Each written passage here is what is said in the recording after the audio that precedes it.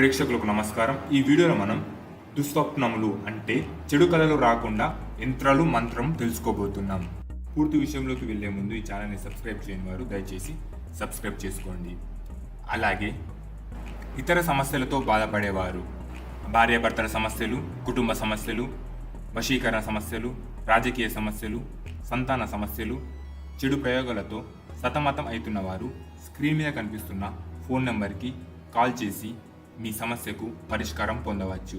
అలాగే ఇప్పుడు పూర్తి విషయంలోకి వచ్చినట్లయితే, మీకు కనిపిస్తున్న యంత్రము మరియు మంత్రము ఈ రెండింటిని మీరు దేవుని గదిలో ఆ యంత్రాన్ని ఒక తెల్ల కాగితం మీద రాసుకొని మీ మంత్రాన్ని 115 సార్లు జపించడం ద్వారా మీరు అనుకున్నది ఇలా చేయడం ద్వారా మీకు చెడు కళలు, పీడ కళలు రావు.